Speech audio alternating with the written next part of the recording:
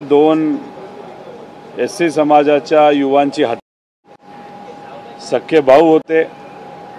त्याच्यामध्ये तर एक अजितदादा पक्षांचा उपाध्यक्ष सुद्धा होता आणि रोज जर आपण बघितलं तर अशा पद्धतीने हत्या महिलांवरती अत्याचार या राज्यामध्ये चालतायत। हे अतिशय दुर्दैवी गोष्ट आहे आणि अधिवेशनामध्ये आम्हाला ज्या पद्धतीचं उत्तर मिळतं ते फक्त कुठेतरी गोल गोल उत्तर दिलं जातं। आम्ही विषय मांडतो की तुमचे अधिकारी सीपी जेव्हा नागपूरमध्ये दंगल झाली होती तेव्हा सीपी वेगळंच काहीतरी बोलतायत आणि तुम्ही वेगळंच काहीतरी बोलतायत। म्हणजे परवा निवेदन देत असताना मुख्यमंत्री साहेबांनी सांगितलं की हे प्री प्लॅन्ड होतं, म्हणजे याचं नियोजन आधी झालं होतं या दंगलीचं। मग आम्ही जेव्हा त्यांना प्रश्न केला जर हे प्री प्लॅन्ड होतं नाही तर आधी नियोजन झालं होतं मग तुमचा जो इंटेलिजन्स आहे तो फेल गेला का? मग तिथं होम मिनिस्ट्री कुठेतरी कमी पडली का? मग या प्रश्नाला कदाचित उत्तर नसल्यामुळे काल जेव्हा परत मुख्यमंत्री साहेब उत्तर देत होते ते उत्तर देत असताना त्यांनी उत्तर थोडंसं बदललं की अजूनपर्यंत आम्हाला माहिती आलेली नाही। सीपी जे सांगतात अपडेट देतात ते या ठिकाणी आम्ही बोलत असतो। त्यामुळे या दोन जे सेम प्रश्नाला जे दोन वेगळे उत्तर मिळाले याच्यावरनं कुठेतरी कळतंय की आपली जी होम मिनिस्ट्री आहे ती योग्य दिशेने त्या ठिकाणी काम करत नाही।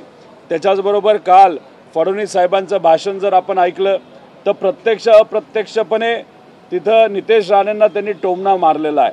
त्याच्यामध्ये त्यांनी सांगितलं नाही की मंत्र्यांनी बोलताना संयम पाळला पाहिजे। त्याच्याचबरोबर ते बोलत असताना राजधर्म पदावर असल्यानंतर राजधर्माचे पालन झाले पाहिजे।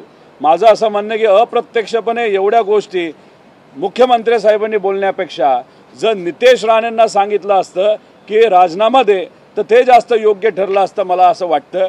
कारण का एकदा आग लावण्याचं काम एखाद्या मंत्र्याच्या माध्यमातून झालं, एखाद्या नेत्याच्या माध्यमातून झालं, आगीत सामान्य लोकांची घरं जळून गेली आणि नंतर तुम्ही म्हणताय की तिथं मंत्र्यांनी जबाबदारीने बोललं पाहिजे नाहीतर राजधर्माचं पालन केलं पाहिजे। म्हणजे हूच तर आपण शांत बसायचं आणि झाल्यानंतर तत्वज्ञान द्यायचं हे मला असं वाटतं महाराष्ट्रासाठी योग्य नाही। त्यामुळे जे कोणी जबाबदार असतील वातावरण गरम करण्यासाठी, वातावरण दूषित करण्यासाठी आणि दंगल घडून आणण्यासाठी त्यांच्यावर सरकारकडनं कारवाई ही झालीच पाहिजे असं आमच्या सगळ्यांची त्या ठिकाणी मागणी आहे। आणि हे जे काही प्रकरण जे काही विषय कायदा व सुव्यवस्थेचे या महाराष्ट्रामध्ये त्या ठिकाणी वाढत चाललेले 21 महिलांवर दिवसाला अत्याचार या महाराष्ट्रामध्ये दुर्दैवाने होत आहेत त्याला पूर्णपणे मला असं वाटतं की आता गृह मंत्रालय कारणीभूत आहे आणि याच्यामध्ये काही ते सक्षम निर्णय येत्या काळामध्ये घ्यायची जरूरत आहे असं आमच्या सगळ्यांना त्या ठिकाणी वाटतं। सर, दिशा सालियान प्रकरणामध्ये आता मोठी अपडेट आहे। दिशा सालियानचे वडील आता थेट हायकोर्टात गेलेले आहेत आणि आदित्य ठाकरे आणि त्यांच्या सोबतच्या मित्रमंडळींनी दिशा सालियानचा बलात्कार करून त्याची हत्या केली आहे असा आरोप जो आहे तो या सगळ्या याचिकेच्या माध्यमातून ते करताना पाहायला मिळतात। हे बघा, कुठल्याही व्यक्तीने आपल्या मुलीसाठी स्वतःसाठी एखाद्या महिलेसाठी न्याय मागण्याचा जर त्या ठिकाणी प्रयत्न केला असेल तर आमच्या सगळ्यांची इच्छा आहे की त्या व्यक्तीला न्याय तिथं मिळाला पाहिजे। पण न्याय मागत असताना त्याच्यामध्ये काय खरं घडलं हे सुद्धा लोकांना त्या ठिकाणी कळलं पाहिजे।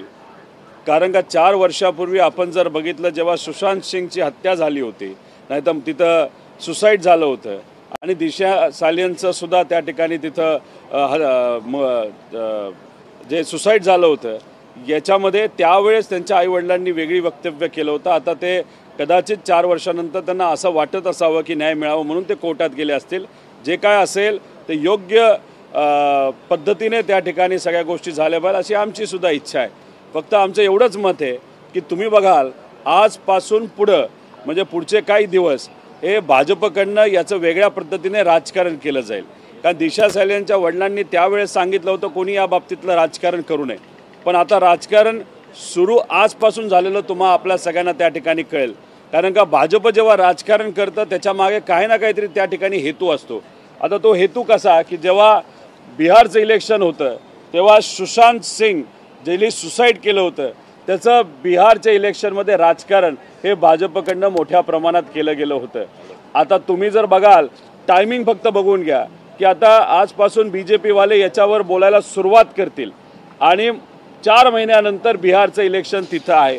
त्याच्याबरोबर येतं तिथं बिहार में चुनावी मुद्दा बना सुशांत सिंह राजपूत की मौत, बीजेपी ने दिया न भूलेंगे ना भूलने देंगे। म्हणजे 4 वर्षानंतर आता भाजपला ज्या गोष्टी ज्याच्या खऱ्या अर्थाने तुमच्याकडे केंद्र सरकार आहे, तुमच्याकडे केंद्रीय होम मिनिस्ट्री आहे, राज्याची होम मिनिस्ट्री आहे, आत्तापर्यंत याच्यामध्ये काय खरं खोटं हे लोकांपुढे यायला पाहिजे होतं।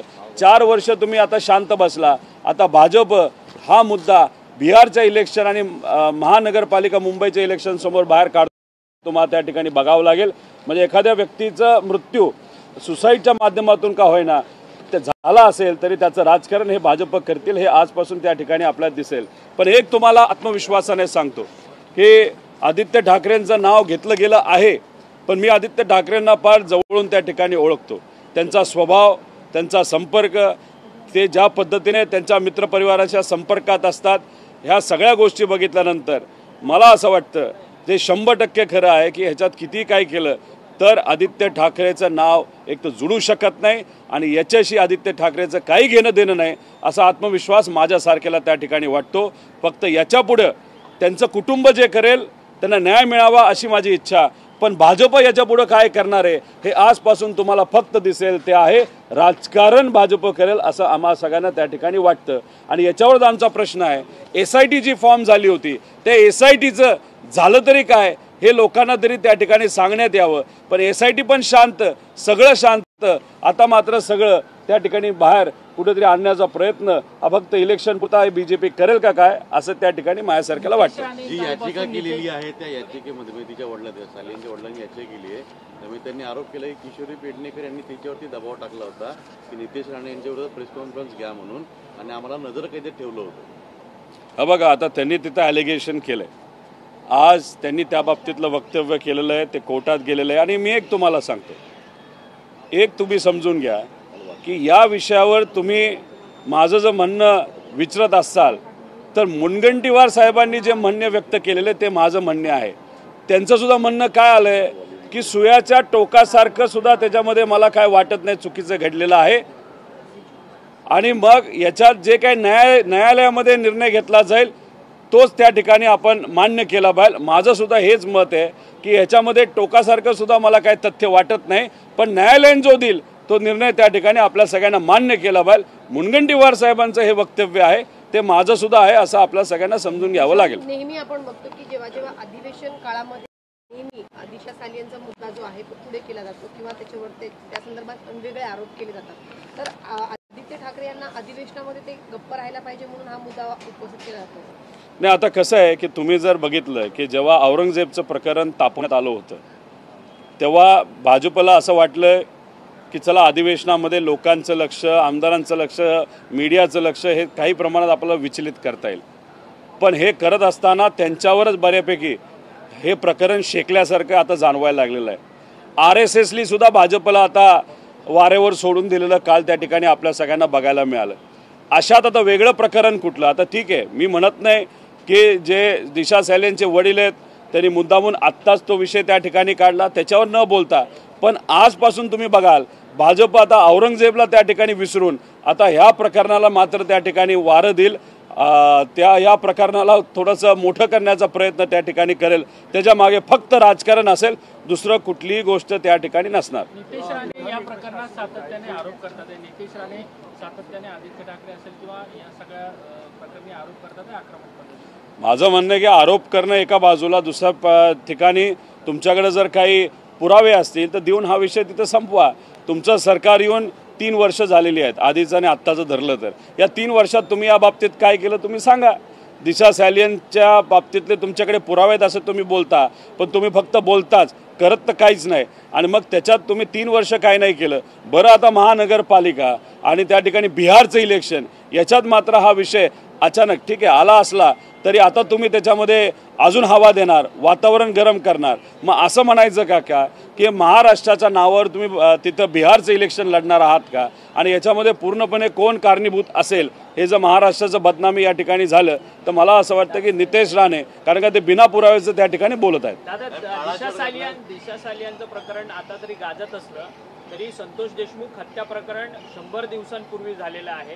100 दिवस होऊन गेले तरी त्या हत्या प्रकरणामधला जो एक आरोपी आहे कृष्णा आंधळे तो अजून फरार आहे. तपास यंत्रणेला त्याचा शोध लागत नाहीये.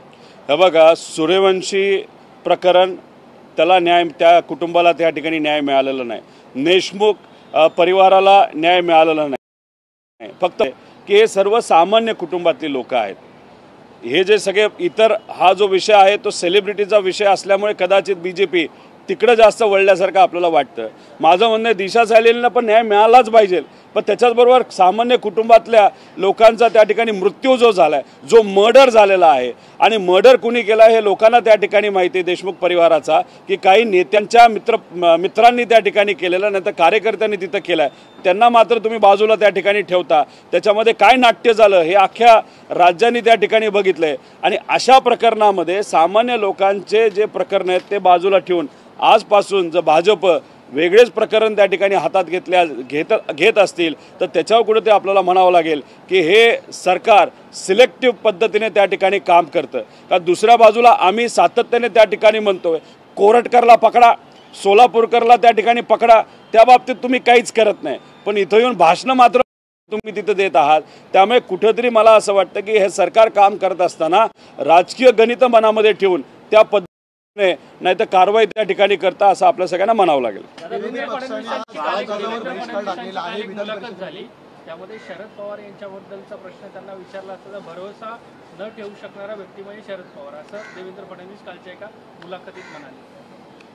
मला असं वाटतं की ते एखादं उत्तर देत असताना ते कुठेतरी उत्तराला फिरवण्याचा प्रयत्न तिथं करतात. त्यांना कदाचित असं म्हणायचं असावं की पवारसाहेब राजकीय दृष्टिकोनातून काय कधी करतील हे आमच्यातल्या मोठ्या मोठ्या नेत्यांना सुद्धा कळणार नाही, पण ते बोलायचं कसं, कारण मोठे नेते नाराज होतील म्हणून कुठेतरी ते वेगळं काहीतरी बोलण्याचा प्रयत्न त्या ठिकाणी केला असेल असं मला वाटतं.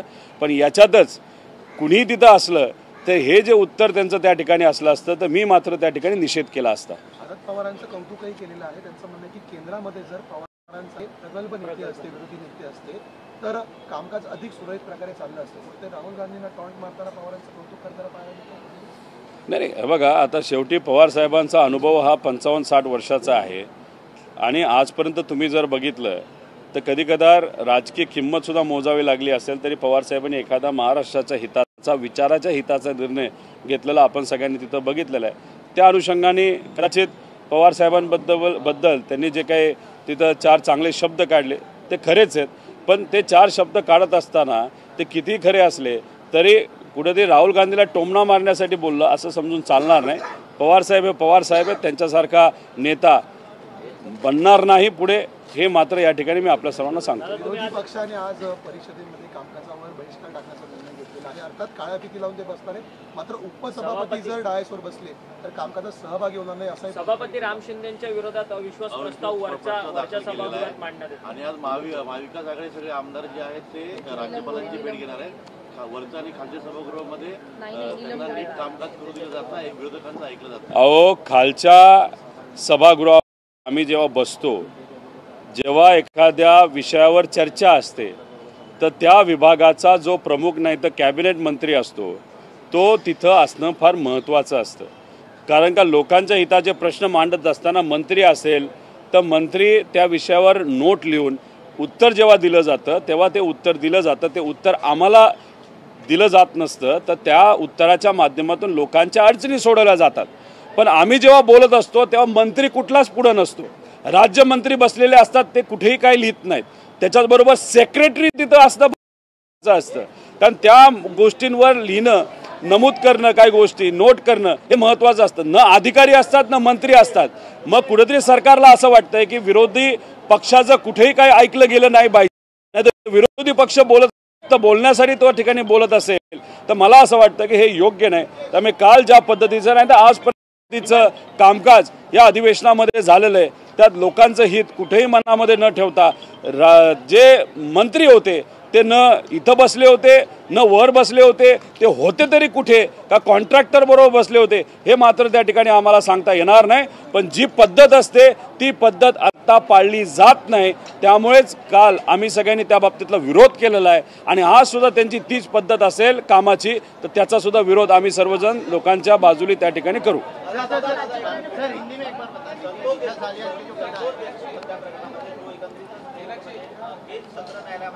खटला चालत होता त्याच्यावर विनंती अर्ज आला होता की हा केजमधून बीडमध्ये स्थानांतरित करण्यात यावा. त्या दृष्टीने महत्त्वाची अपडेट समोर आली. नाही, त्या बाबतीत मी काय खूप बघितलेलं नाही, ते बघावं लागेल. पण जे काय असेल देशमुख लोकांवर ज्यांच्या वाढण्या झाल्या त्यांना न्याय मिळावा अशी माझी भूमिका आहे. रोहित सर, एक बार हिंदी में बता दीजिए, दिशा सालियान के जो पिता है उन्होंने हाईकोर्ट में याचिका दायर की है. उनका ये कहना है कि उनकी बेटी के साथ दुष्कर्म किया गया.